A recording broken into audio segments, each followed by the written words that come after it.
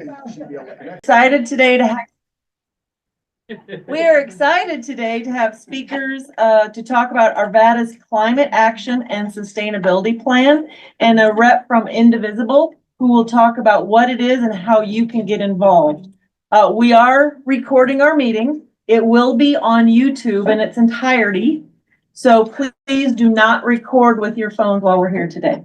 We ask those on Zoom, if you have questions, to put it in the chat. We do ask for donations because we do have some costs, including this room, Zoom, website hosting, email blasts, etc. Thank you. Do we have any elected officials in attendance today? Do we have anyone running for office? Harriet. Do we have anyone on Zoom running for office? No. I would like you to stand, introduce yourself, and we'd like to give you 2 minutes to talk about what's going on with you. I was not prepared with a 2-minute stump speech, so this may be a lot shorter than 2 minutes, and unprepared. And the donation basket will have to come back because I was about to get out some money to put in. So for people who don't know me, I'm Harriet Hall. A little bit about me. I was the CEO of Jefferson Center for Mental Health for 37 years, retired about 7 years ago from that, worked part-time for a couple of years and then totally retired to garden, but also to be involved in community activities, which I have been. I'm on the Jeffco Board of Health. I'm on the Board of Community Table. I'm on the board of an organization called Colorado Organization for Family Medicine. So I kind of stay busy, and so I know how to work in the community. And I certainly Come speak to the. Come speak. Okay. I hope I don't need to start over. No, don't start over, but. Anyhow, 4 years ago, 5 years ago, a long time ago, I ran for mayor, after I, retired. Did not win, but I did pretty well, I think, for a rank beginner to elected politics. I really did want to be on city council, because, I've been involved in Arvada for a long time. And it's very important to me. I've lived here, since I think 80, I see if I'd have prepared this, I'd have had this in my head.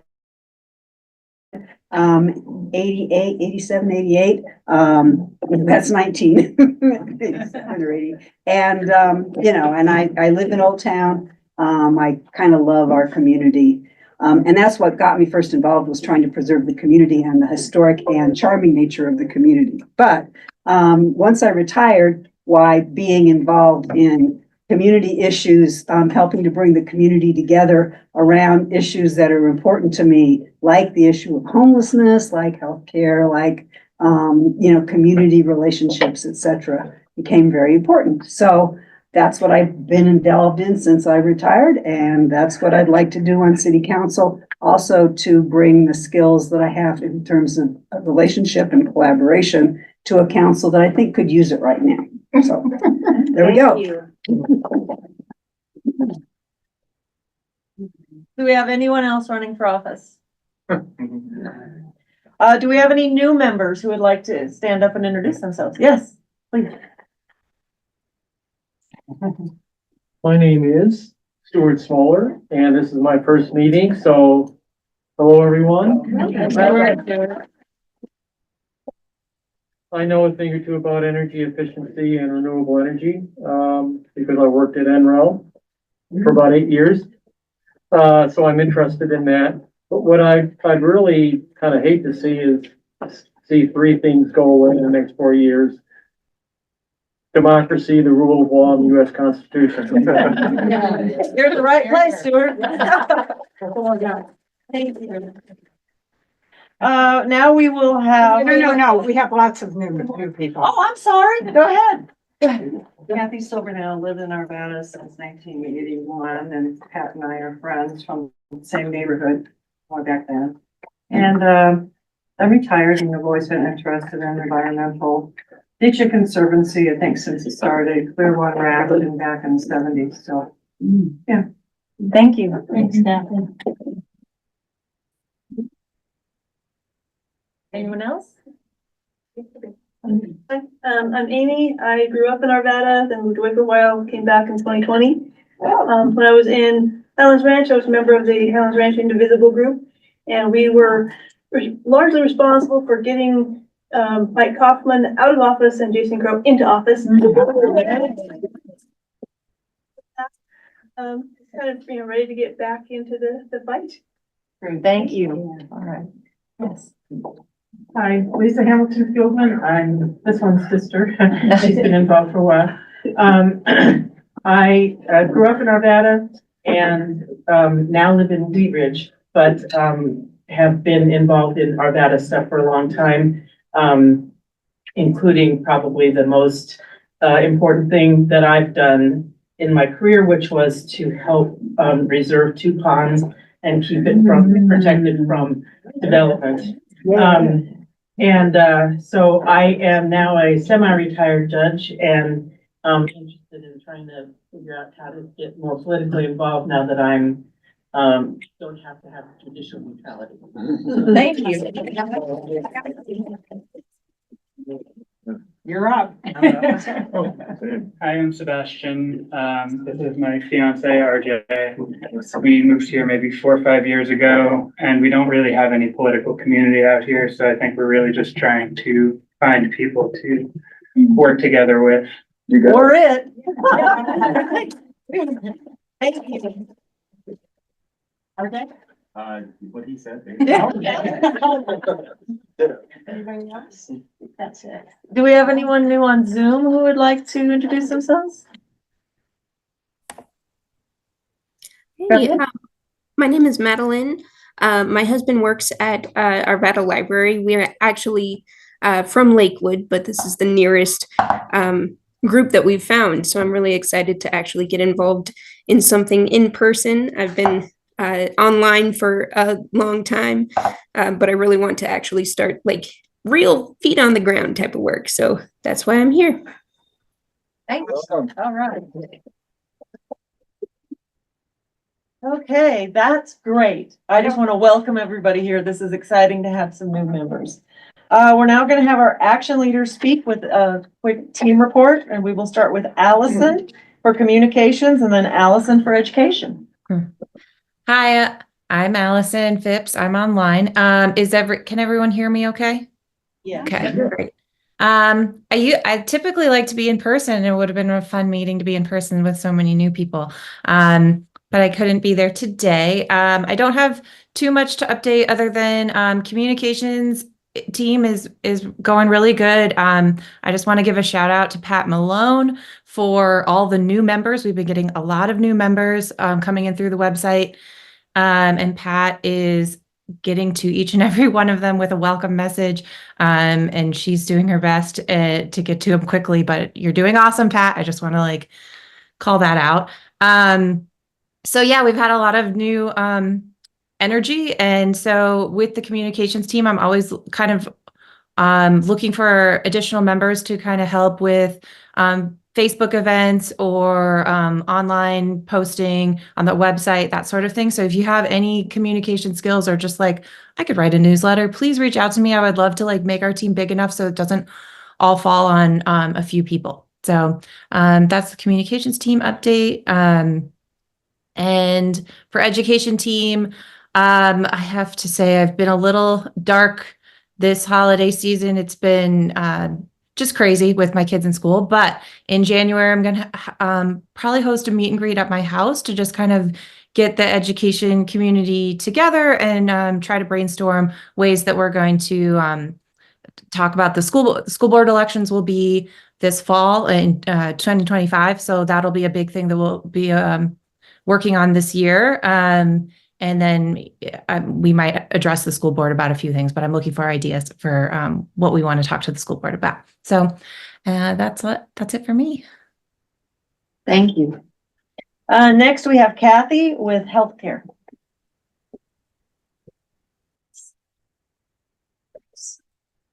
Thank you. I'm Kathy Blake, Healthcare Action Team Leader. And our team advocates for a publicly financed, privately delivered, universal healthcare system.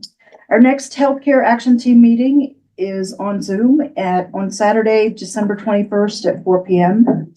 APA is a member of an alliance of many groups that are advocating for the same thing, a single payer system. It was decided to run the healthcare analysis bill for the 2025 session and paid for with private funding. 3 weeks ago, I scheduled a meeting with Lisa Ferre for December 7th. She invited another new representative from Colorado Springs, Amy Pascal. Lisa canceled yesterday, but this morning's meeting with Amy Pascal from Colorado Springs was amazing.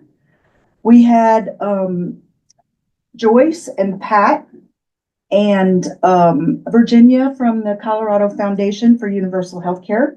And we also had a constituent, Dr. Lee, who attended our meeting from Colorado Springs. So, well, bottom line there is that healthcare advocate groups are working together across Colorado every week. So come join us. Thank you. Thanks, Kathy.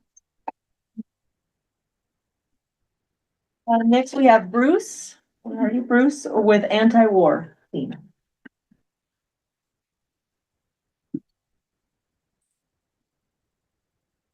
Hi, there's not a lot to report in anti-war. Of course, it was an extremely difficult election for anti-war movement.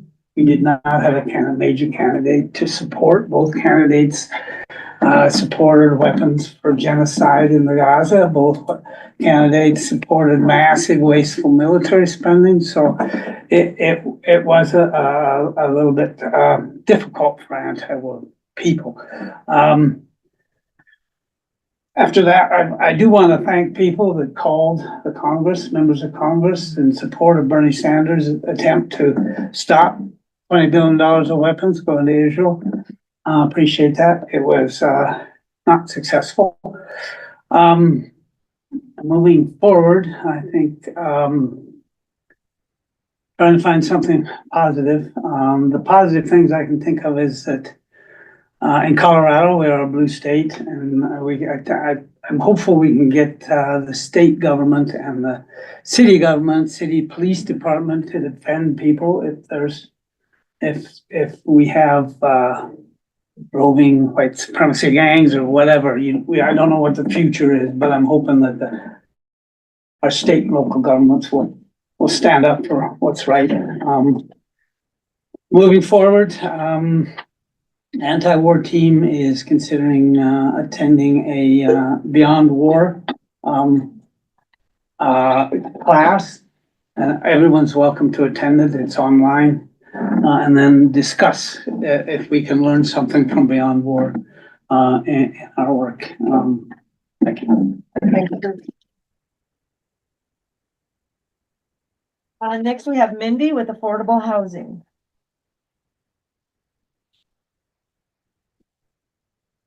I'm Mindy Moore, and we combine affordable housing with homelessness because one of the key causes of homelessness is the lack of affordable housing, people being able not to pay their rent or their housing costs.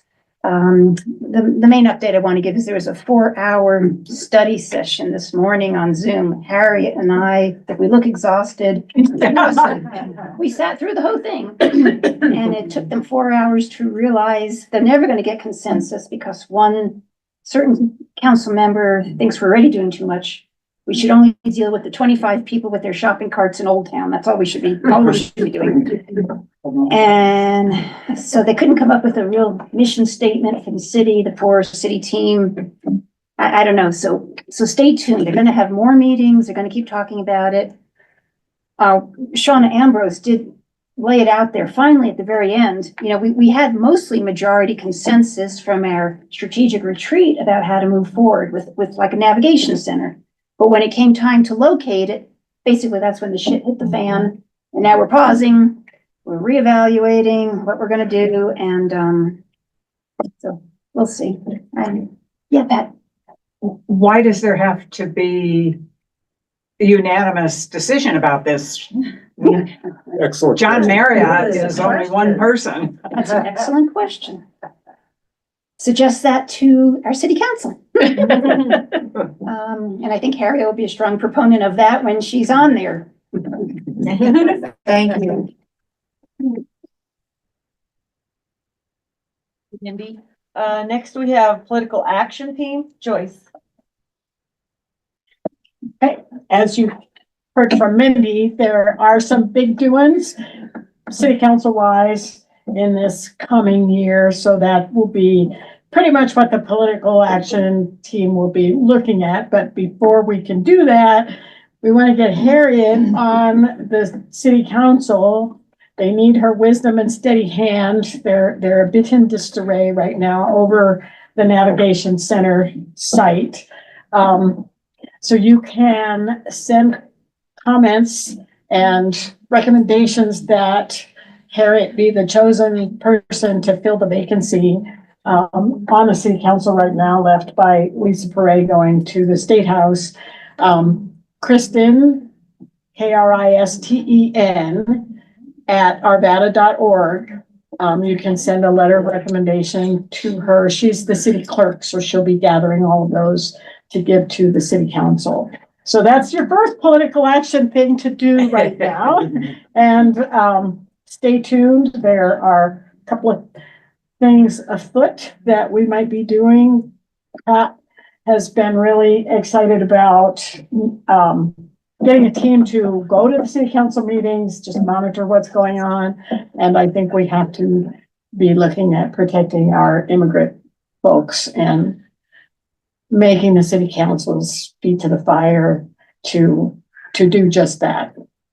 Thanks. Joyce, I'm sorry, would you repeat that email, Kristen's email? Yeah, it's Kristen, Kristen, at arvada.org. Okay, thank you. All right, thanks. And I am Julie Callahan. I'm Social Connections. We have a book club every Saturday morning since the election. More of a social support group, coffee.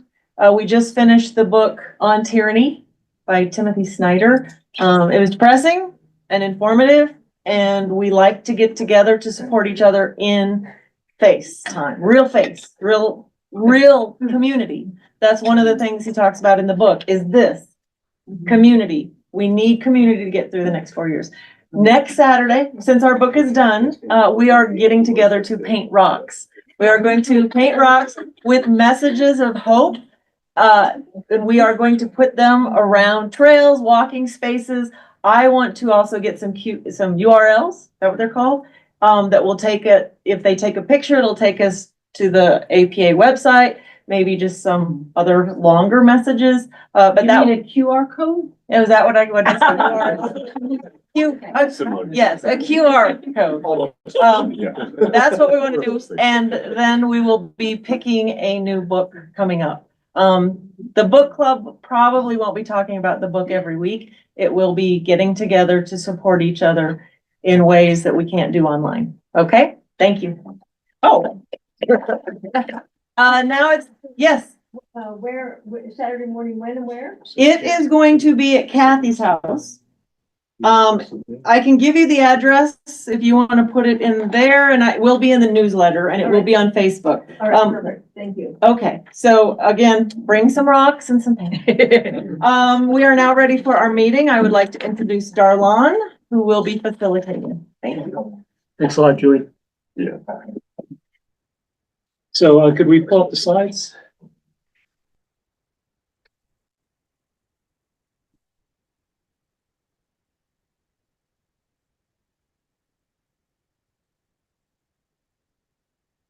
Okay, thanks a lot, Taylor. I'm Dar-Lon Chang. I'm the Climate Action Team Lead, and I'm going to be talking about what our organization can do for the Arvada Climate Action and Sustainability Plan. This is really good timing if you go to the next slide, Taylor. Because we're about a month away from the full draft plan being released to the public, and about 2 months away from a city council vote on the climate action and sustainability plan. we really can do a lot to help get the climate action plan to be enacted. And we could also do a lot to get organizations to sign a letter of endorsement. The letter of endorsement, it's available right now, but people are reluctant to sign it, and also organizations, because we don't have the full draft plan available. But that will change on January 3rd. So we'll really need a lot of volunteers and a lot of support in getting organizations to sign on to the letter of endorsement. And you can also sign on as an individual. Once we have the full plan available for the public, then we can really mobilize and get organizations to think about, including our own. The reason why I'm not asking for APA to endorse yet is because we are still waiting on the full plan to be released. The other thing that we need people to help with is that we're not going to have any city budget for the climate action plan. Great. So if we're really going to make the climate action plan work, we're really going to need grants.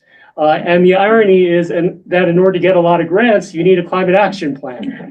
So one of those opportunities we're going to talk about in depth during this presentation. Ryan is going to present on community geothermal. And there was a bill passed this year that enables the Colorado Energy Office to help 5 communities in Colorado to have their entire geothermal infrastructure paid up front by a combination of grants from the utilities and from the state, so that the residents don't have to pay anything up front. They just pay for the geothermal over time like they would pay for gas.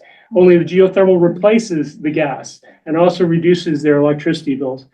The purpose of the meeting today then is to motivate and highlight specific action that we can do as APA, and also to think about forming specific action teams. Some of the action teams that I think we could form around is having a public comment action team, people that will give public comments for the city council meetings leading up to the vote, having a letter of endorsement team to go to organizations to get organizations to sign up, and then having a community geothermal team to help communities in Arvada apply for the grants. The deadline is the end of January, so we really need that team to get moving soon after the January 3rd plan is made public. So could you go to the next slide? So this is the agenda for this section of the meeting. I'm going to be finished in about 8 minutes or so. I had 2 minutes to talk so far. Then Harriet's going to talk about her perspective of the Arvada Sustainability Advisory Committee. That's a committee that the city sponsors to help with the climate action plan. And Kathleen is going to talk about APA's history. She used to be the environment team lead, so she's going to talk about how APA has been involved with climate action in the past. And then we're going to have Ryan Green present on community geothermal. He's an expert in geothermal, and he's going to talk about successful projects that have been out there. And then Norbert Klebl is going to talk about the Geos neighborhood. We have a neighborhood in Arvada that is already net zero, and Norbert was a developer for that neighborhood. So he's going to talk about how the climate action plan could help more communities be developed like Geos. Then we're going to have Miles talk about his experience with Denver. Denver is far ahead of us in terms of climate action, so we really can look to them to see where we need to be and what will we need to do in order to get to their level. And finally, we'll have a Q&A for all the presenters. So moving on to the next slide. So I'm going to start off with talking about the draft climate action and sustainability plan executive summary that's been released. And that's the vision statement. It mentions greenhouse gas emission reduction, along with ensuring a resilient, just, and equitable city. So there's many things that are overlapping with the climate action plan besides just the greenhouse gas reduction.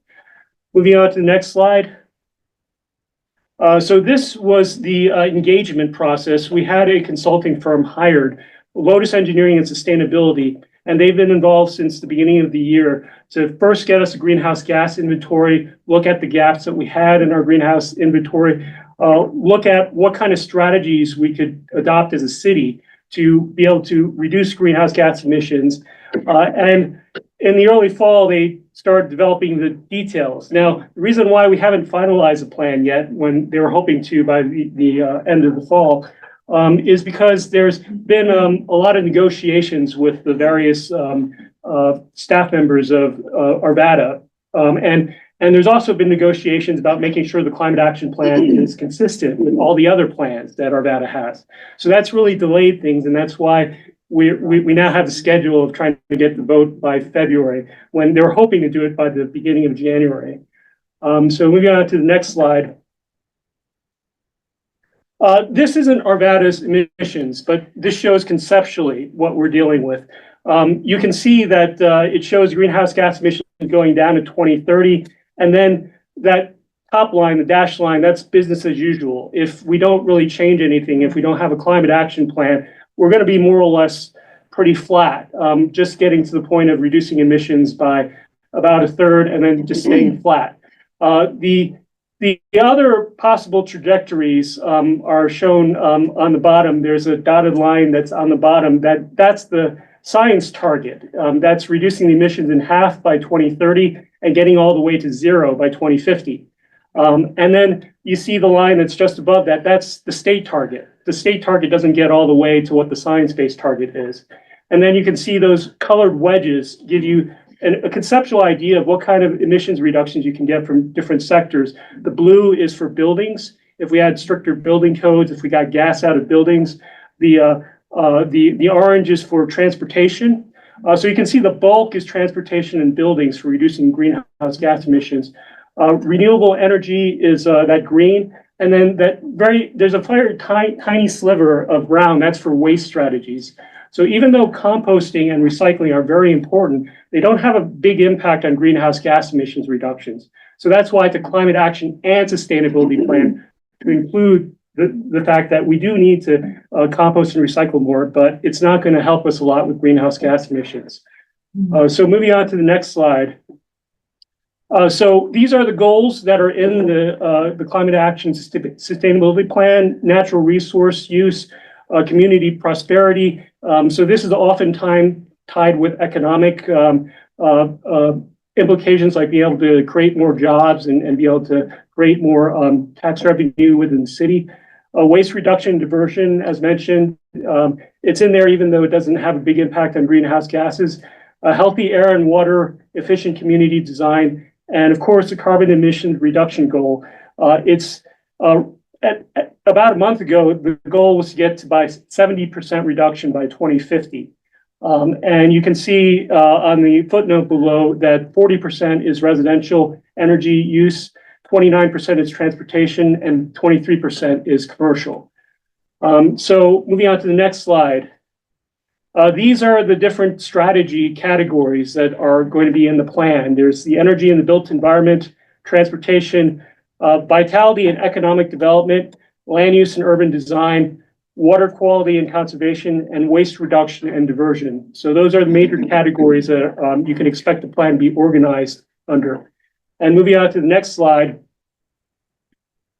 These are some sample comments from city council members at a September 17th presentation to give you an idea of what kind of public comments we should give in response to these. So John Marriott questioned whether affordable housing should be in the climate action plan. Sharon Davis was concerned about RTD we're very dependent on RTD for transportation, and yet they're reducing service. She was also disappointed that there wasn't more discussion about things that are being done in Lakewood and Fed Heights about permeable pavers and about landscaping for stormwater systems. Moving on to the next slide, Lisa Foray had concerns about water policy. It's actually incentivizing increased water use for the city. The city makes more money with more water use. So she was asking, what can we do to take away that incentive? And John Marriott was questioning whether having grocery stores nearby and other food-based services, would that attract some businesses over others, and would that be unfair? So moving on to the next slide. We had a meeting with the Sustainability Advisory Committee about the lessons learned from Marshall Fire. 70% of residents were underinsured in Louisville, and most insurance didn't cover code upgrades. So a lot of residents came out and argued that they shouldn't be subject to the most recent code upgrades for Louisville because it increased their cost for rebuilding by 10 to 20,000. And unfortunately, Louisville City Council had to relent, and they allowed exemptions for that. But many people still built to the new code because of state incentives. So there's a lot of lessons that we should speak to about insurance and resilience with regards to potential disaster like the Marshall Fire. And the next slide is about potentially joining the Colorado Communities for Climate Action. This is an organization of 43 cities and counties that are in the Denver area that collectively are working to getting grants for all their member communities. We're not a part of this yet, but once we have a climate action plan, we need to make a very big push to be a part of this. Going to the next slide. This is the Arvada Sustainability Advisory Committee. Harriet is going to speak after me about them. They are an organization that is tasked by Arvada to promote sustainability. And previously they had the Sustain Arvada plan, which was written in February 2012, and it wasn't updated. So that's how badly we need a climate action plan that really gets us to go further than what Sustain Arvada did. So with that, I'll turn it over to Harriet to talk about ASAC. Good job.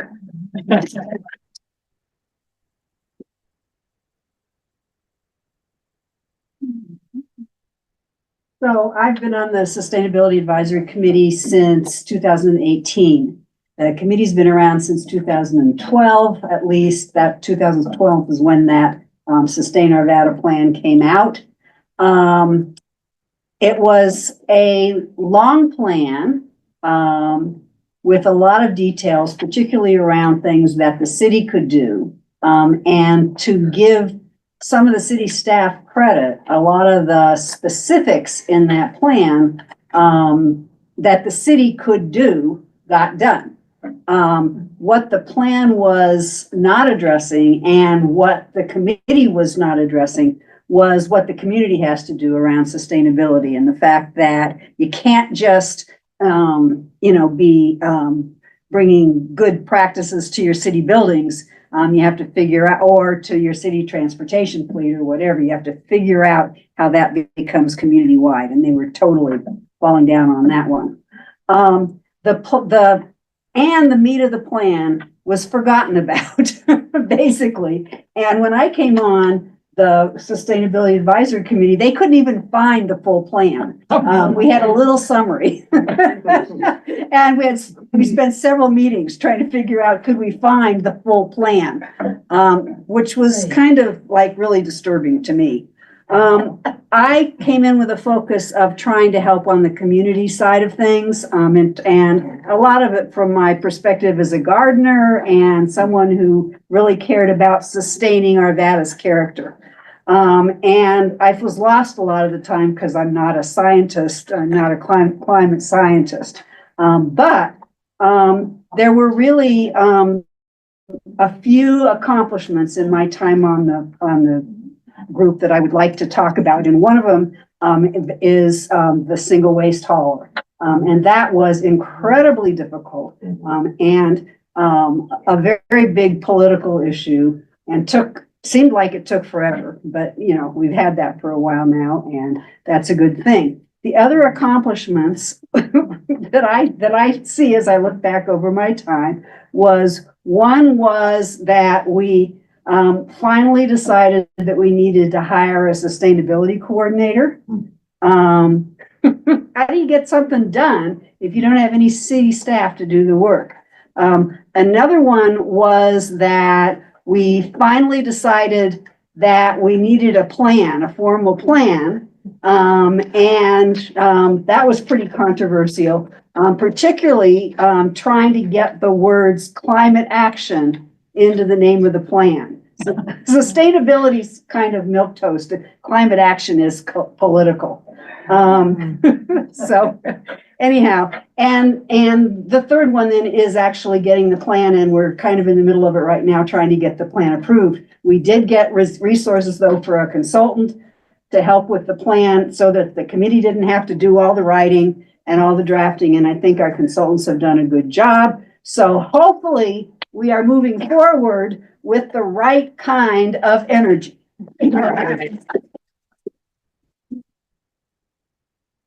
Thanks, Harriet. So next we have Kathleen to speak about APA's involvement with climate action. Thank you, Dar-Lon. Many years ago, I chaired the Environment Committee for APA, and I haven't been around very much, but I appreciate your having me tonight.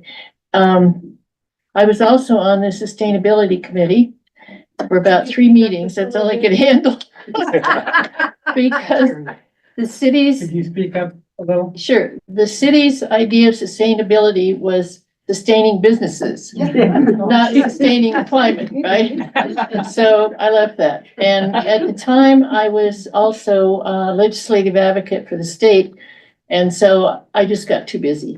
But anyway, I really appreciate Dar-Lon. When I left the Environment Committee, Taylor took over, and then Dar-Lon took over from Taylor. Is that correct? Yeah.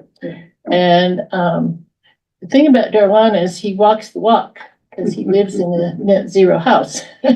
So thank you very much for doing that. I don't know that I can talk a lot about the history of my time with APA. I was thinking it was around 2011, 2012. APA was just kind of starting. We were dividing up into 2016. communities. 2016. Was it 16? When Trump got elected. Okay, Same- time goes by. Thank you. And that was about the time too I got on that city's sustainability committee. Anyway, the few minutes I have though, I kind of wanted to address the city.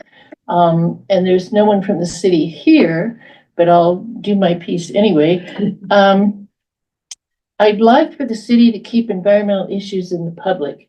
And they have the opportunity to do that because they have the website, they have the paper publications. And if they would just say, this is the issue, this is how individuals can help, I think that would be very nice. For example, clean air, if the city would give incentives for electric lawn equipment, that would be fabulous. And they should also give incentives for commercial lawn equipment. Because I know at the HOA where I live, when they come out with those mowers and blowers and trimmers, I mean, I leave. It's really, really bad. The other thing that I've been beating the drum on this for many years is idling vehicles. Now, the cops don't like it because they're afraid that it'll get stolen. I don't like it because it pollutes the air. So according to the Environmental Defense Fund, a vehicle that's idling for 10 minutes puts 1 pound of carbon dioxide in the air. So if you multiply that by 50,000 vehicles in the city of Arvada, you've got a lot of carbon dioxide in the air. And it's not that, you know, people just sit there, eat their lunch, text, whatever. And it's not that they're hot or they're cold because they have the windows down. Right?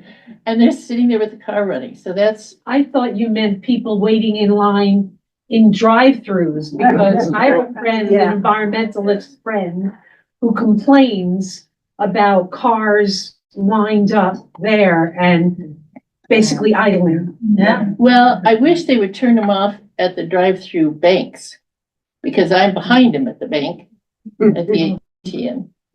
I only have 2 minutes, so go ahead. I just, based on what Harriet said and everything we're hearing, I just think we need to give a big shout out to Randy Morman on city council that we helped elect. Because we would not be at this point, we would not have the single hauler.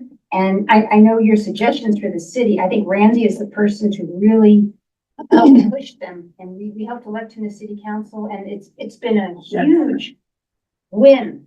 I know he's not a part of this, but he's not really an official APA member now that he's on city council, but I just did want to mention his name. Yeah, I had his ear not too long ago at that meeting at the, anyway. And they should also include with the vehicle idling, the city vehicles. If you have ever noticed the city pickups sitting around idling, that is totally unnecessary. The second thing I've been beating the drum about is I want the city to buy a particulate monitor. And when we have really bad wildfires, as you all know, we have a lot of particulates in the air, but there's no way to measure them. And I think if the city had a particulate monitor, they could have, this is our baseline. this is how we're over this month, this is how we're under this month. Please help us, don't burn wood in your wood burning fireplace. That's even more particulates. The other thing, and somebody spoke to this earlier, I think it was Harriet, urban sprawl. I spoke against Candelas many times at city council. It's all over the place. I don't know if you've driven out there lately, but Candelas is all over the place. Now they're building farther west by Highway 93. That's very, very bad for the environment. The city does do a fairly good job with water. They tell us how much, the water, how they clean it, and what's in our water, etc. But another thing the city could make people aware of is don't wash your car in the driveway. Wash your car at a car wash. I think all car washes recycle their water. I'm not sure about that, but maybe you know. I don't know. We need water for the farmers to grow food, and we need food. So save the water. In closing, I'd just like to say, as this has been alluded to earlier, we've had a democratic republic in the United States for 234 years. But last month, they voted to quit that kind of environment. So we no longer have a democratic republic. But the environment is apolitical, so we need to protect our environment. Thank you.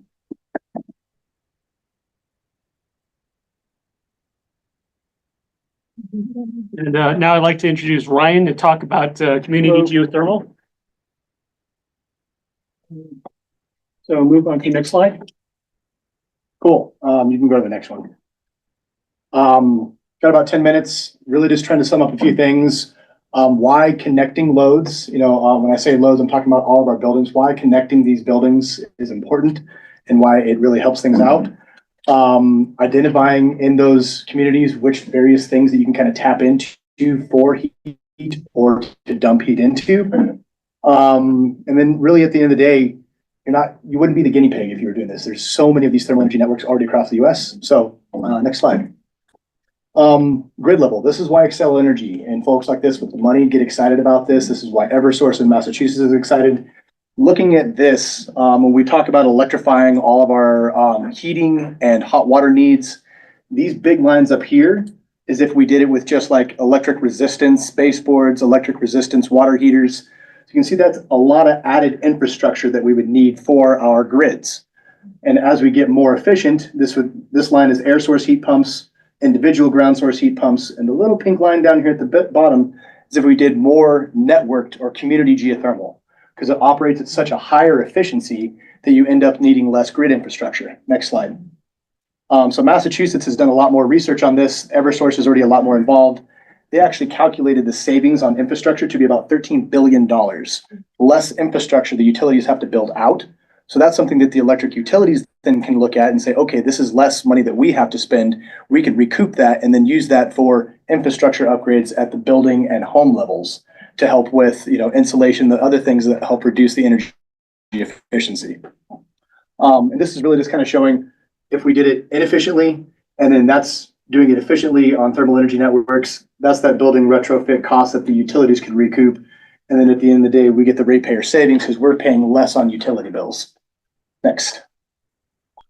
So in your community, there's lower emissions. As you've got more buildings that are not burning gas for heat, not burning gas for hot water, you're not dumping those emissions into the atmosphere in the local area. You're also creating local jobs. I've worked with a few different engineering firms across the US. Almost every single pipe fitters union gets excited about thermal energy networks because these are large 36-inch, 24-inch big plastic pipes that require, sophisticated equipment to operate. So it's not something that they're, saying, oh, they're taking our jobs. No, we're actually creating other jobs of skilled trades workers that were fearing their pipe fitting jobs were going to be going away. We were talking about equity earlier. This allows equitable access for all different types of buildings.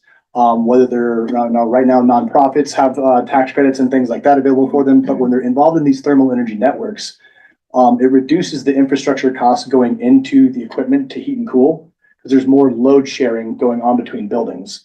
When you've got different types of buildings, some will reject heat or send energy to the loop. Some will take energy from the loop.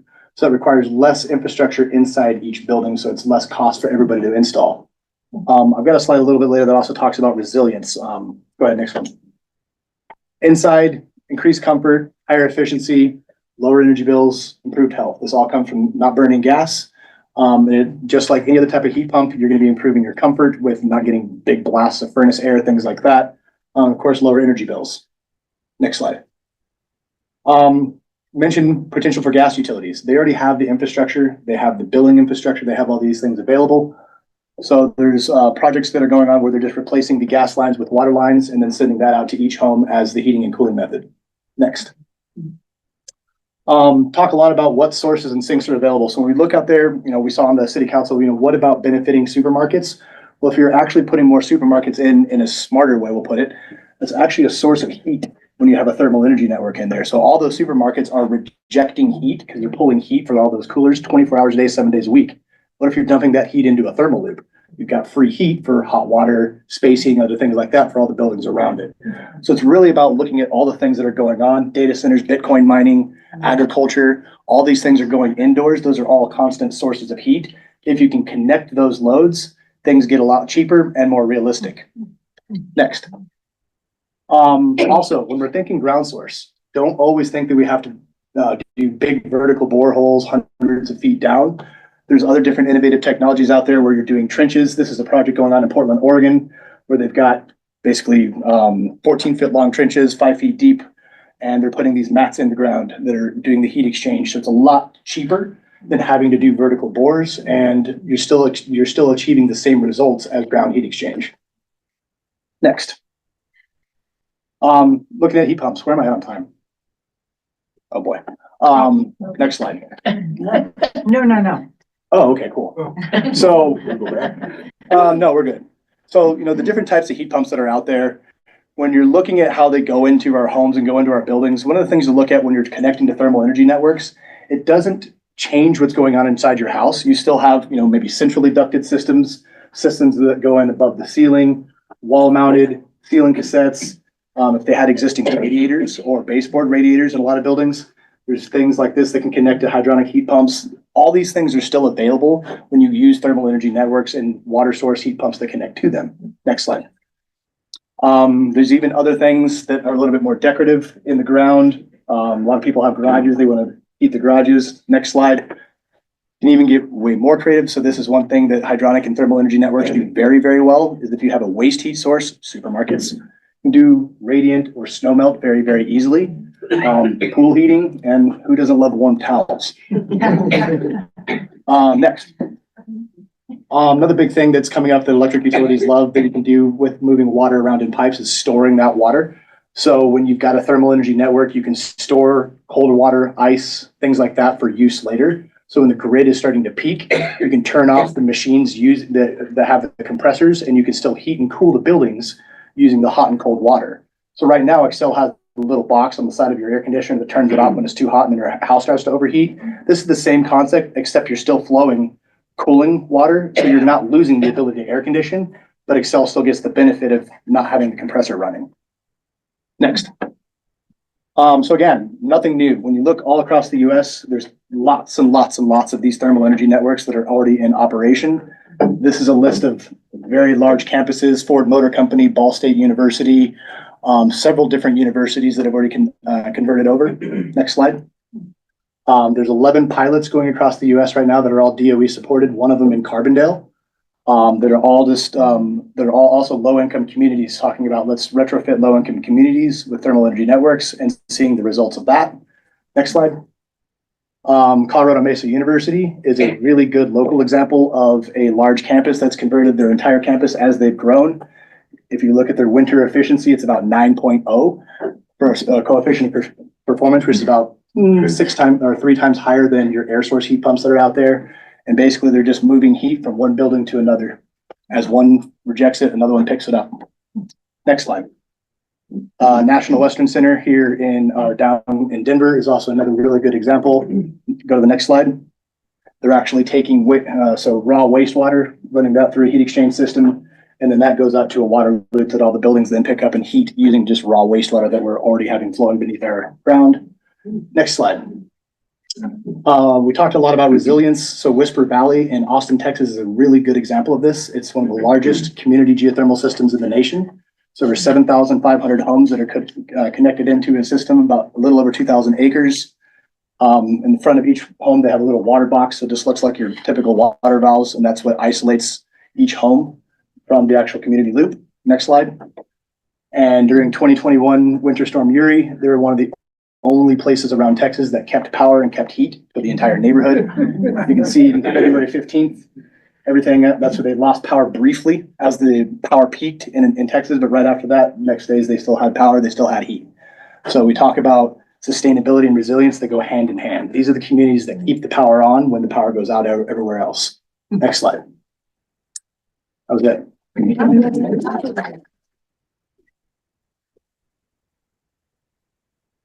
Thanks a lot, Ryan. Thank you. So to follow up on Ryan, we got Norbert Klebl to talk about the Geos neighborhood here in Arvada, where he and I both live and where he developed neighborhood.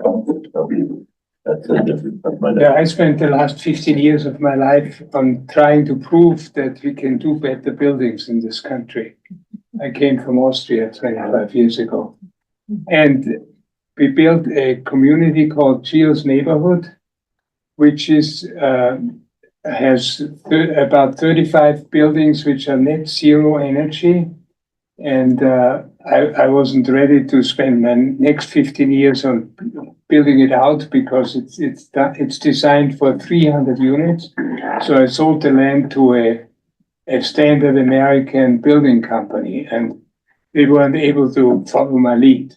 But I think what we achieved in Geos is something very important for the climate action program of Arvada, because first of all, we were able to prove that it can be done totally affordable. We had only incremental costs of about 12 to 15% over standard home buildings. And we build homes which are 100% electric, naturally, but are also totally self-powering. We reduced the energy requirements for the buildings by 70%. And therefore, we only need a very small solar panel on the roof. And that powers everything: water, heating, cooling, and all the plug loads. And it's in our community. And by the way, I thought I was able to do an example and would find followers. At the moment, we are still the largest net zero energy community with 33 homes in the entire United States. Wow. So we put and Dar-Lon moved all the way from Texas to come here just because of our homes, because we are the only ones available. And there are individual net zero energy homes, even in Boulder and in some other towns, but there's no community. And we went much further than just net zero energy homes. We were designing a concept of building homes on high density, which are still feeling like open space, because we didn't put the houses in one row, which is common at the moment. We were offsetting them. So that means the neighbors, 30 seconds, okay. The neighbors feel like they live in a park because the garden of the neighbor is next to them and not the wall of the neighbor. And the other thing is we broke a system which is common when a developer develops a community of 30 or 40 homes. Usually the retention ponds is somewhere on the side of the development. And we broke it up into 7 smaller retention ponds and put them right into the middle of the community. So we have parks there and open space and not wasted land on the side. So I hope the city passes according regulations that this can be copied again.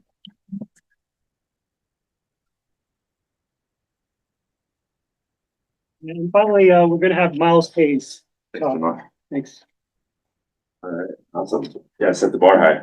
Hey, want to thank Dar-Lon for having me. I also attended, I think, 3 meetings when I was involved with ASAC a couple of years ago. Unfortunately, I've kind of bounced around. A little background. I'm originally from Iowa. Did some really cool work in Decorah, Iowa. I would encourage you to look into it. We lost by 4 votes. It was heartbreaking, but it got me out to Golden. So I was with NREL and then 4 times before COVID, leading some building energy sciences, real far science fiction research, particular research in thermal energy storage. Super excited about that topic. And then a little bit of involvement with ASAC when I was in Arvada. I moved to Golden a couple of years ago for working in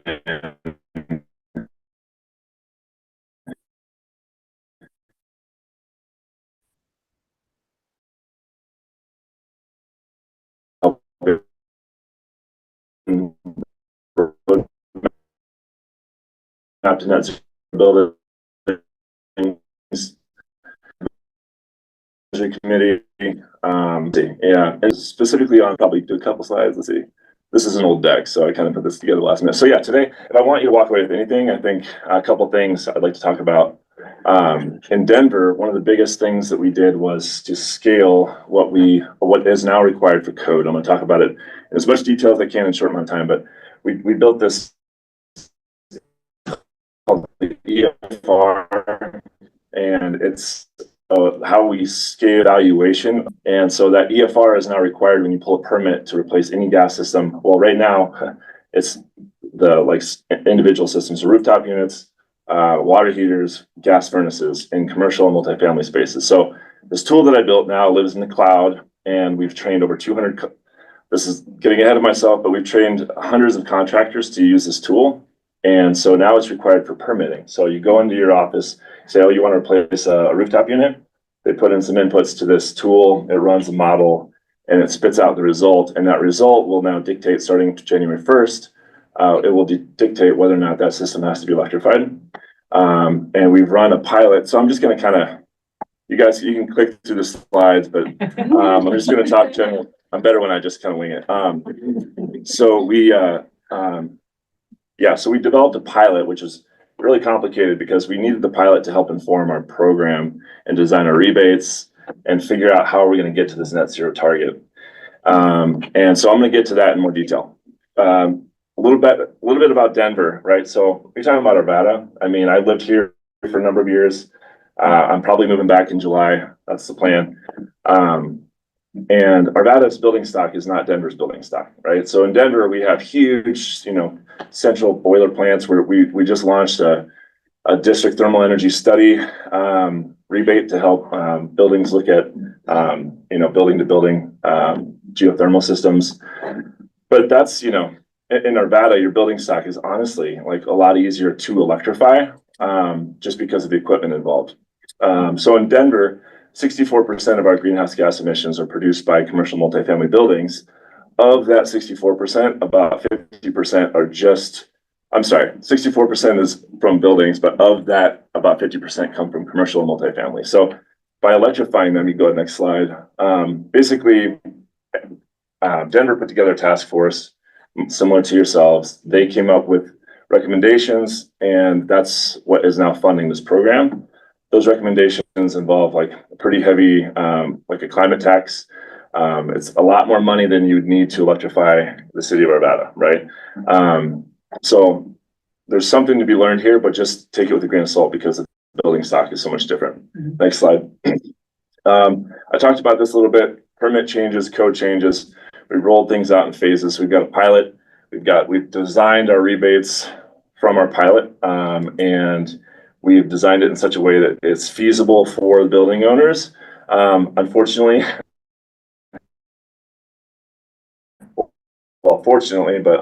for our program, there's a performance program, which is a much more of a hammer than it is a carrot, right? So I can get into that if you got questions, but let's continue. I don't want to run out of time. Okay, so yeah, I talked about the electrification feasibility report. It's just one of the options that you have to select when you're permitting a gas system in Denver. Continue, next slide. Trained a number of contractors to use the tool. We have 50 some odd buildings in our pilot program. We're looking at all kinds of systems across, from HVAC and hot water heating. Yeah, thank you. Next slide. This is what the results page looks like. Next slide. Sorry, I'm kind of skipping through. Okay, so I've listed, you can look at these slides later. I've just listed what our rebates are, and this is based on the research that was the result of our pilot. So these are pretty good numbers. They're honestly, so these rebates all stack with Xcel Energy's rebates. We've streamlined everything to be like one channel through an online database. So like we train all our contractors, we've designed this model that lives in the cloud, and everything is very centrally focused. We'd like to expand that out to Dr. Cog and other applications, right? IRA funding, like there's so many different funding channels. So I think one of the biggest things is like figuring out a way where you can have like one application, the Lord of the Rings of the applications. Yeah, so there's a bunch of pages of rebates on here. I think with my remaining time, go ahead and skip through the rebates. If you want to look at these, we have rebates for everything up to boilers. So right now we have rooftop units, water heaters, mini splits, cold climate mini splits. We have adders for all electric. We have water source. We're doing a geothermal study right now. I've got tons of projects in the pipeline, pun intended, for geothermal systems. So we're looking, I will say I'm super excited about Ryan, the product that he showed me, way cheaper than traditional geothermal. So that's really exciting. I'm pushing for thermal energy storage. I have a particular bias for thermal energy storage because that was kind of where my work was at NREL, primarily around cooling like phase change materials. So running a rooftop unit, for example, now there is a company that went belly up, Ice Bear, and that's unfortunate because their technology is very credible, but basically you create ice or a phase change material, you freeze it at night and you draw upon that during the day. So it's a really, it's on the order of like a third of the cost of battery storage when you talk about dollar to dollar per kilowatt offset. So much more appealing method for that. Next slide, I'm gonna get to, this is just a good example project. I think this would be more applicable to the kind of situation you'd see in Arvada. So this is a simple project that was going from an old rooftop unit that was only providing heating, so it wasn't a packaged unit. So they're adding cooling, which if you know anything about utility bills, you add cooling, you're adding costs, right? We provide free EFR studies. That's what we pay. So we have a rebate for EFR studies. That's the act of a contractor going into the building and just model number, square footage, a couple inputs that they put into the tool, and then go back and put costs in. So we provide that for free. And we put in this case, the picture doesn't match the story, but in this case, we did a dual fuel heat pump rooftop unit. Thank you. And total project costs, I'm sorry, it splits down the middle. You probably can't read this, but $32,000 project, $10,000 rebate, $22,000 out of pocket, and the like-for-like cost. So if you were to just go with the gas rooftop unit, it would have been $20,000. So the goal of our program is to at least make electric. Am I running out of time? At least. Oh, you got a question? Yeah. Rebate, is that coming from your company or from the city of Denver? This is coming from the Climate Action Fund that the city of Denver passed just for Denver. So Denver pays into it. It's not a utility. It's not like a utility program where it's on your bill. But I would strongly advise, if the city of Arvada could come up with some, a much scaled down version of this, and you could launch something like an EFR study just to show folks, hey, it doesn't even have to be code required, let's say, just to say, hey, if you're replacing a furnace, here's a tool we made that your contractor will train them how to use it, right? It already exists. And he can come in and say, okay, here's your furnace, here's the cost, here's how much emissions you're going to produce over the life of that equipment. If you could install instead a heat pump, and you could use Xcel rebates here, right? $2,200, whatever it is. You can use that. Now, if the city of Arvada wanted to come up with your own rebate, even if it's $500, that's going to go a long ways, because what our goal is to make it on cost parity. So we want the cost for the heat pump for electrifying to match or be less than the cost for the life system. And all of that is because Xcel Energy, I'm wrapping it up in 20 seconds. Xcel Energy, they're surpassing their goal. So by 2040, they want to be at 80% of their electricity as renewable, right? From Xcel. They're surpassing that goal. by 2050, they want 100% of electricity to be renewable. So if you electrify everything, then you're essentially there. I mean, there's obviously caveats, but so yeah, a couple example projects. I don't know if I had something after this or not. I put some challenges. I mean, I think these are pretty common sense. Just the barriers that we've seen. Workforce development is a huge barrier. There's IRA funding for that. So if you're getting grant funding, I mean, I've got all kinds of ideas on the side, nonprofits, just to focus on. I mean, we have a workforce that already knows how to install systems, right? But there's a big barrier. Like, you can't make those folks feel like this is some new thing and it's going to replace them.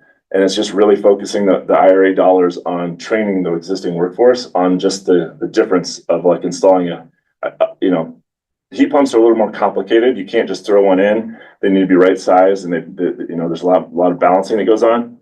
But really getting the workforce trained on how to properly size the system and install it and not be intimidated by that, I think is the biggest barrier to adoption that we're seeing. And I think that's kind of it. I'm probably at time. So there's a bunch more in there you can look at if you got time. Thank you.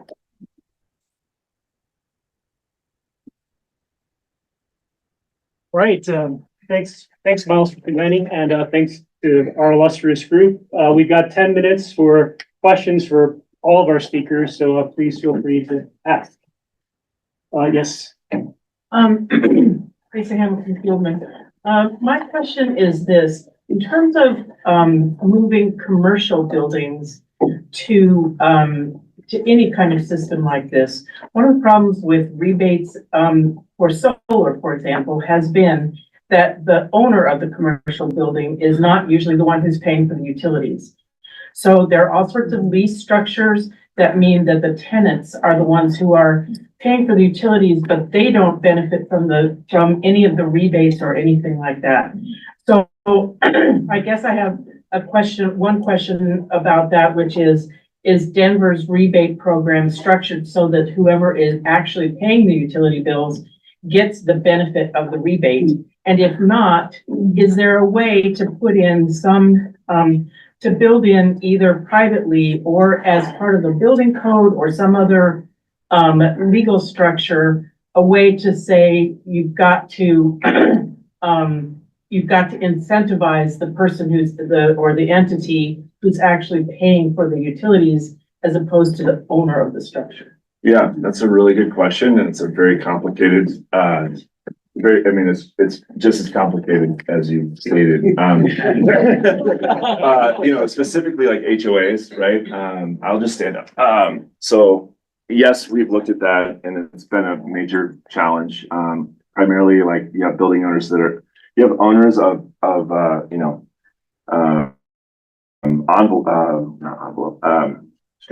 umbrella, lots of buildings. They have their portfolio of buildings and their investor groups that are in San Francisco. Like, who cares? Like it or not, that's where the building performance program kind of comes in with the hammer. Like, these buildings that are 25,000 in Denver, right? So all of Colorado is subject to the building performance target for 50,000 square foot number, which I don't know how many you have in Arvada, right? That are 50,000 plus, and that excludes municipal buildings, I think. So don't quote me on some of this, but 25,000 square feet and over in Denver, that's where the building performance program, like, those fines are not me. That's not our program. But as of right now, that's happening. There's litigation going on with that, so it's kind of a touchy subject.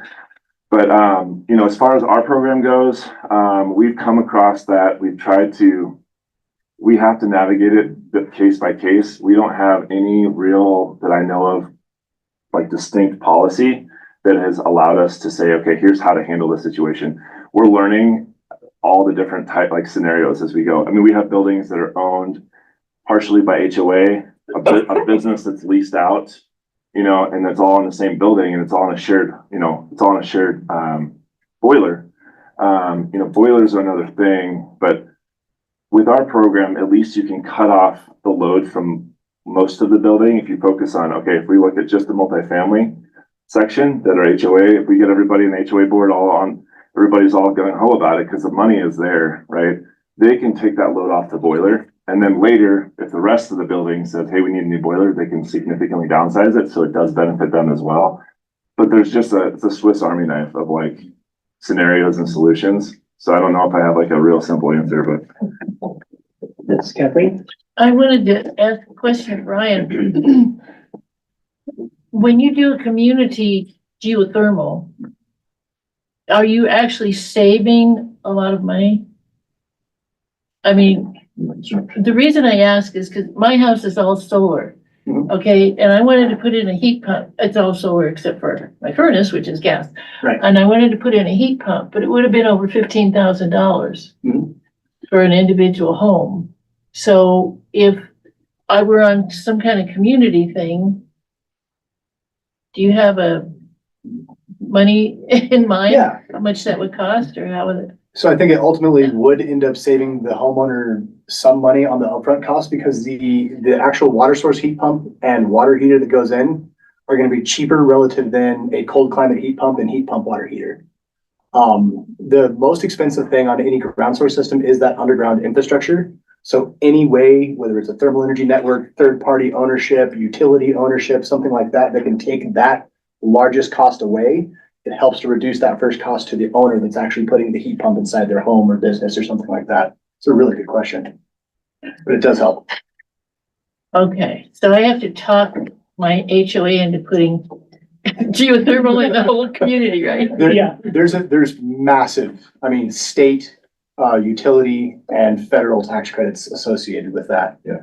And to talk about tax credits, my tax advisor out of Houston was my second call after election day. So that went right on and it was like, what happens to tax credits? They were basically saying your upfront money, your grants, things like that, that are more, carrot without stick, expect that to be trying to be pulled back first. But she's like, honestly, Ron, you have to think about the people that use the big tax credits. It is the billionaires. It is those people that build, we're talking about the homeowners or the building owners. The tax credits are gonna be the hardest one for them to claw back. So lean more into tax credits and a lot less into the grants. So who would I contact for information on that? I mean, if I go to my HOA board and say, we should put geothermal in our community, who would I contact? I would love to help you. Yeah. Come present and talk to them, walk around the site and, even see, Great. is it feasible? What's Can your we do it? email? I'll talk to you right after. Okay. For sure. And also, just to put in the plug, we have until the end of January Yeah. to submit community applications where the community is trying to put their name in the hat for Yes. being one of the 5 pilot communities that are going to be paid for by the utilities. Is that Dr. Cog or is that a different? No, it's House Bill 24-1370. Okay. So that's one of the specific action items we can take as APA to help those communities get a successful application. What was the number? House Bill, Yeah. House Bill 24-1370. What was the definition of a community, Ryan? Excuse me. A community geothermal system, it's like what Ryan was describing, where you have ground source. Multiple. Like how many? How big? A neighborhood? Yeah. Suburb? They're looking at about 100 to 200 homes Okay. next to a commercial area. Can I make one more point that both of you spoke to about grocery stores? Oh yeah, so grocery stores, we did a big project in California where not only are they rejecting like the wheat to a trade loop, but they're a huge ice bank. Like we have refrigerated warehouses are one of the big, positives that came out of the COVID because everybody started ordering groceries online.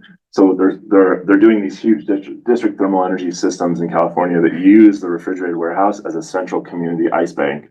So they store all their energy. They make a bunch of ice at night. It builds it up in this warehouse with all their food, and then they pull it out into the loop during the day. That's kind of a cool. So does the community have to be next to a commercial area? It will get more preference. And also one of their requirements is, does the city have a climate action plan? Good luck with that.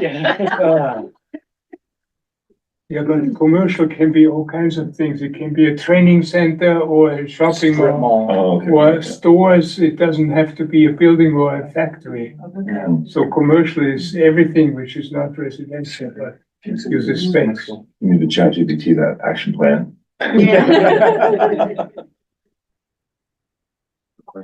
So we've talked a lot about heat and it's kind of fun, but one of the things that I've noticed is that I have to drive to the other side of Denver for work and there's no jobs in Arvada. Is there going to be any, in your climate action plan, are there going to be any commercial buildings built in Arvada that somebody like me could work? I'm a plumber, I'm an HVAC guy. Yeah, we don't have the details yet. Because I know we're trying to shut some down recently, so I would like to sorry. see them built up.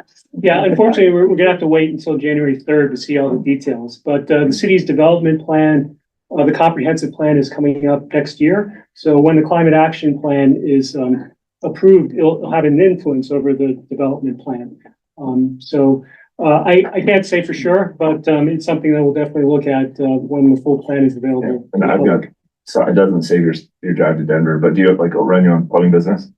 No, I'm a commercial design mechanical, so we do the large buildings all over the place. We put in all these fancy systems that you're talking about. Yeah. But I've noticed that people in Arvada want to keep commercial work out of Arvada. Okay. We don't want any refineries or, any factories, anything like that. We want it all to be professional buildings like lawyers and doctors. Yeah. I was just gonna say are we that- gonna be building stuff in Arvada or close to Arvada? Right. That we can do that kind of work. Yeah, I'm just gonna say, if your business isn't tapped into the Denver program, if you get signed up as an EFR contractor, water heaters and, we're doing huge central systems. And if you get, we're bringing a business and we're focused on like small locally owned businesses and helping them get in the door where all these other folks have, performance contracts and what have you, service contracts, sorry. But like, if you get on the EFR list, right, you get trained in how to fill it out, and then a building owner will call you and say, hey, I've got a boiler, we want to downsize and do water source systems, whatever the kind of work you do. Okay, wait, no, we're talking about two different things. Yeah, I know, it's not Arvada. So I'm like I want there to be jobs in Arvada so that this is not a bedroom community. They work here. Yeah. People live here, they work here. Got it. Is there any part of that on the? Yeah, unfortunately, we won't be able to say until January 3rd. But thanks for the question. We'll definitely keep that in mind, and we're at time for our 10 minutes of Q&A. So thank you all for your attention and your participation.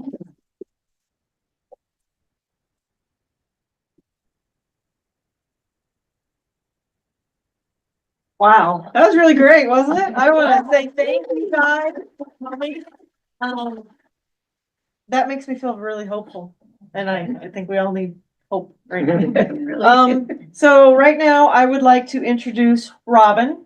Robin is a representative for Indivisible, and she will tell you what that is and how we can get involved with Indivisible going forward if we choose to do that. Thank you. Thank you, Julie. If you guys want to stand up and take a stretch, that's okay. I know it's been a lot of meat in this meeting, a lot of really good technical meat, so that's great. Again, my name is Robin Kupernik, and can you speak up, Robin? Okay, sure. My name is Robin Kupernik. I used to come and be more active in APA. I do live in Arvada.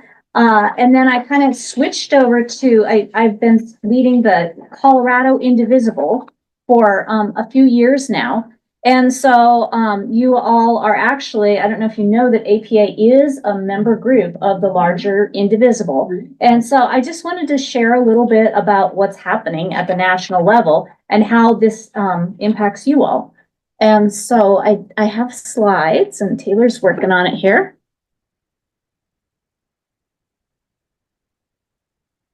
Okay.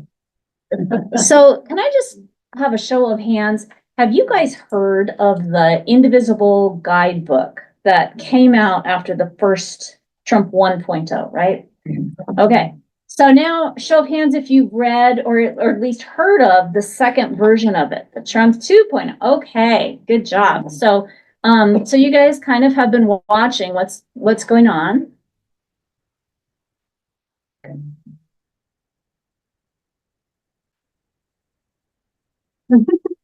Okay, and that's probably too small for folks in the back, is that right? All right, I'll hit the highlights.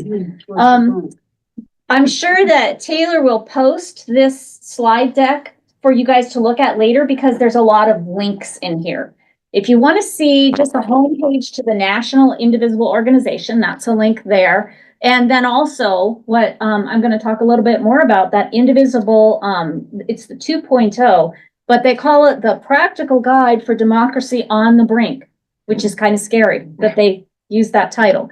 And I think some of the really interesting things in that second guidebook are that, they don't try to sugarcoat it. They don't try to say, oh, we're gonna be fine. But on the same time, they say, hey, we are still a democracy.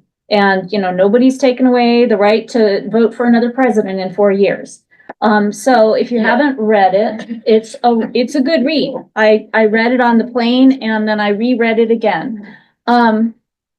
So the thing that really appeals to me about the Indivisible organization, it was started by Ezra and Leah, who they live in Washington, D.C. They're this cute young couple with a couple of very cute children. They were staffers for Democrats during the Tea Party era. So when Obama was president, and then and so he came on as president, there was a lot of hope, and then the Tea Party hit hard, and they were successful because they aligned and they called they didn't call somebody else's congressman, they called their own congressperson and they called their own senator, and they all with a common message. They said, don't pass that Affordable Health Care Act, or don't include this in the ACA, right? They had a lot of common messages. And so, unfortunately, they were very successful.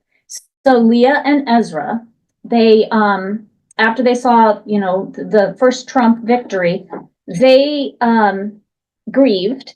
And then they put this document, it was a very kind of a technical Google Doc online, with the strategy that the Tea Party used. And they did it for their parents and their friends, because, they were just a couple of, they weren't famous. And then they woke up the next morning and it had like all these hits, like thousands and then tens of thousands. And so, and because of the popularity of their message and the ability for people like us to actually make a difference, they then quit their jobs and they started Indivisible. And the appeal of the National Indivisible organization to me is that there's not, of course they have the administrative headquarters in Washington, but it's really based on local groups like this. And that's what they do. They push down the power to people like you. And so there are thousands of groups just like this across the country. And especially in the last couple of months or since the election, we've had, for example, Indivisible Colorado has had at least 500 that we know of, people who have reached out to us to say, I want to be in a local group. I've never been in Indivisible before. I want to be in a local group. That gives me hope. So if you hear that some kind of a line from the news that, oh, there's not any energy in the progressive movement anymore, I'm here to tell you that, we are not seeing that at all. So we're seeing a lot of people that are coming to us. So the other thing that I wanted to point out are the tactics. So I think we're all kind of aligned on the basic idea of democracy and of protecting people that are right now pretty vulnerable, like immigrants and refugees, people that are in the LGBTQ community. I think maybe people who are in the press. I think people of color. We've got a lot of vulnerable folks out there. And so the tactics that they will call out are, like I just said, calls, emails, and even visits to our local and federal officials, but in a way that is aligned. And so Indivisible, either the Colorado group that I'm with or the national group will put out a call to action and say, hey, this is what we'd like you to share with your publicly elected official. And then if we get 30 or 40 constituents calling a state representative, or if we get 300 of us calling a federal elected official, that makes a difference. And it still makes a difference. And especially in Colorado, because our elected officials, for the most part, are blue. And if they're not blue, for the most part, they're not in they're not in a super red district. We do have, like the Eastern Colorado, you can call Lauren Boebert all day long, but I'm not gonna, if I lived out there, that would not be where I'd spend my time. But CD8 was Yadira's district, who's now Jeff Hurd, And then CD3, the Western Colorado, those two congressional reps are vulnerable. They're in a purple district. And so they're going to listen when their constituents call. Yeah, let me go to the next one there. So then the role of Indivisible Colorado, that's the group that I'm in. And so we never tell local groups what to do. But we do put out a weekly call to action. And so the spirit of that is to give you guys ideas. For example, if we suggest, hey, let's get Polis and ask him, Governor Polis, what are you going to do to keep Colorado safe from Trump, right? And if 20 of the Indivisible Colorado grassroots groups like yourselves all write letters or call or email Governor Polis with that same message, that's effective. And so that's our weekly calls to action. We also have monthly statewide calls. They're roughly monthly. And we try to pick topics of interest to Colorado. We've had a variety of different Colorado elected officials that speak at that. We've had some people, we've had climate. We have a climate speaker come on, and I'm drawing a blank of examples, but we do run that program. And then the third program that I think has been effective is we will choose probably 4 to 7 bills at the state level every year that we advocate for. And those will then become part of our calls to action that will ask folks across the state, okay, here's our, this bill that we're advocating for. And if you support this, here's what you do this week to, here's the most effective thing you can do this week to support this bill. So those are our 3 things. There's the weekly calls to action, the monthly statewide calls that are open to anybody, and then the legislative bills that we sponsor. Oh, and then I just wanted to make sure that you guys were aware of 2 hopeful facts. Trump's majority in the House right now. So remember back in Trump 1.0, they had, what is that? So they had 241 Republican seats and only 194 Democratic seats. Now, I think it's down to like a razor thin Republican margin of maybe 5. 215. Okay. So, and then isn't he pulling people out of the house? Yeah. too? Yeah. So, Yeah. so Keep like, on going, bud. it's gonna be kind of, I'm going. it's gonna be entertainment.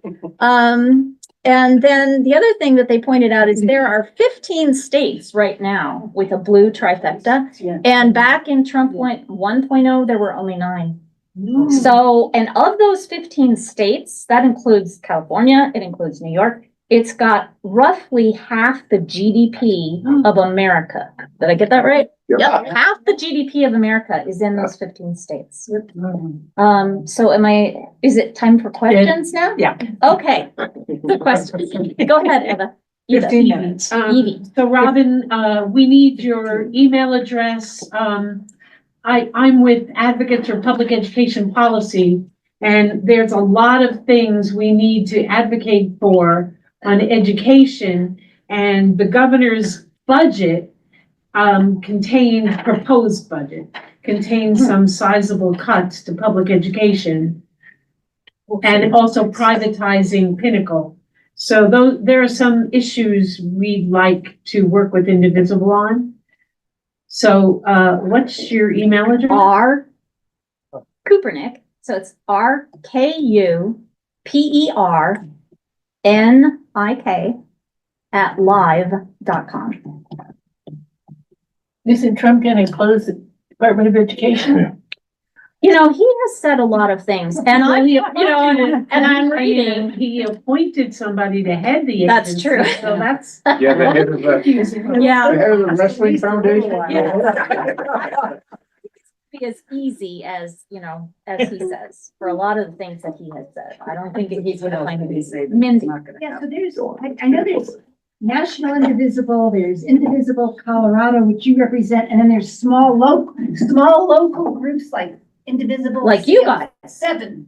And yeah, and We're not CD7. really indivisible per se. We focus on Arvada. more. Well, you are, though. But You we're are never part of, and we want you to focus on our data. But we have For the CO7. clarification, Yeah.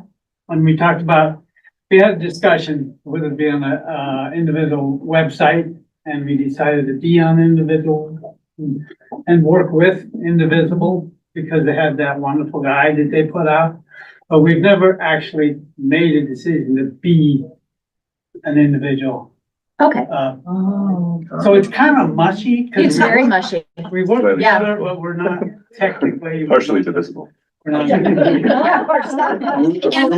there's a lot of groups. I mean, Yeah. this is the thing is that we don't ever want to come in and tell a group, you need to focus on federal issues. You know, if what you want to do, like APA, is focus on local issues, we say 2 thumbs up to that. You know, we just want to do whatever we can to help local groups like this. And the fact that you guys are meeting face to face, that's wonderful. Because what's happened, you know, after Biden was elected and we all took a breath, we felt safe for 15 minutes, and a lot of these groups, you know, like stepped away and they just became more of like a Facebook conversation. And that's fine. But what really moves the needle is when people get together. And one of the biggest things that we saw after this election was the value of connection.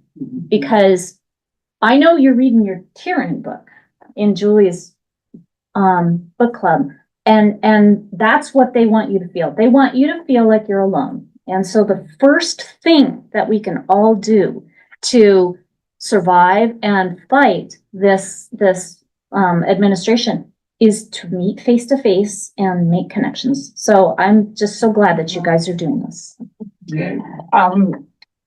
Following up to you saying that you've had 500 phone calls, Arvada, between our website, our Facebook page, and just people showing up at meetings for the first time, or potlucks, as the case may be, almost 38 to 40 people have That's joined since great. the election, and several That's of them are great. here today. And I give so much credit to them because showing up is half the challenge. Yeah.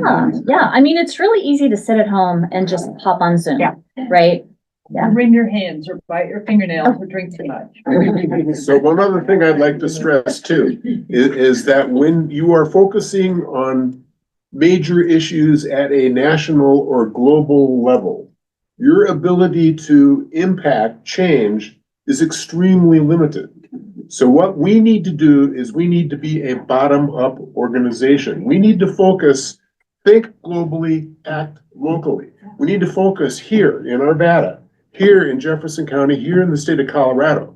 That's where we can make a difference. And the rest of the world and the rest of the country, they'll do whatever they're going to do. Are you saying we shouldn't be calling Hick and Bennett? Well, I'm saying that if all you do is focus on the top down, then you are always going to be disappointed. And what we've done here in Arvada is amazing things. We changed the city council. We changed the county commissioner. We're the ones who did that. We're the ones who went out and made telephone calls. We knocked on doors. We sent out postcards. All those things make a difference. And if you want to change the world, look out your front door. Start there. That's all I'm saying. Gosh, I can't say anything better than that. Okay. Thank you.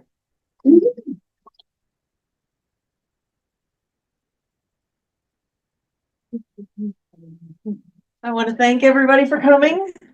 I want to remind everybody you're not alone. Saturdays, we're going to get together. Bring some rocks. I just wanted to say, since you have a book club, I just finished a book that we're gonna read at my book club, which is called Autocrats Incorporated. And it's really good. We're going to have a list of books, but we're not going to discuss the book every week. We're going to also sometimes just get together for coffee, just to talk. We're going to do like an arts and crafts, t-shirts, you know, maybe a little march once in a while, but we're going to be here and we're going to be fighting the way we fight. Yes, we will. I want to make one more addition that connects to Robin's point. I'm the treasurer for APA. And at least once a year, sometimes twice a year, Indivisible doubles the contributions that you make to APA. So watch our website this spring, and we'll put it on Facebook too. Watch for the doubling. And I put in $5 today to our bucket, just like many of you did, but you can also put in 20 or 50 when that doubling comes around. Because Indivisible is pulling in money from I don't know where, that they are able to say to local groups like ours, not only do we give you ideas about how to run a local group, but we're also going to double your funds. Yeah, great. Thank you, Jim. One other point.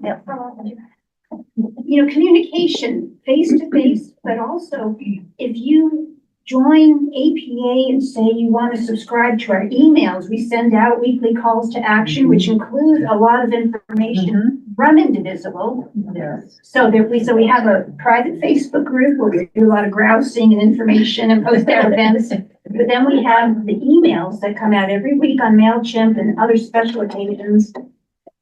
And then at the website, which is also updated. So please, you know, give us your email address, say you want to be a part of APA. You don't have to live in Arvada. We have people from all over Colorado, but, you know, mostly in the metro area. So please look for those. Don't just immediately delete every email. There is something of value in them when you get them. Thank you. Anything else? Yes, Kathy. Robin, I wanted to ask you, when do you guys get the bills that you're gonna? Pretty soon, after Christmas, like, Okay. you know, probably January, February, we'll start the process. Right.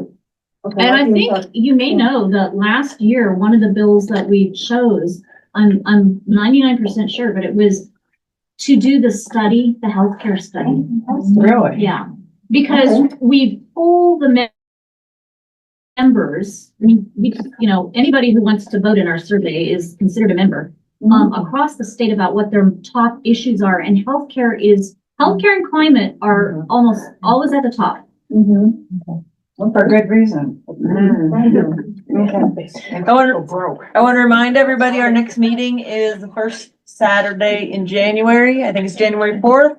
And I'm working on getting our young activists from the local high schools to come talk to us about what they're interested in and what they're working on and how. Okay? Thank you, everybody. Thanks, Julie. Happy holidays. Happy holidays. Good job.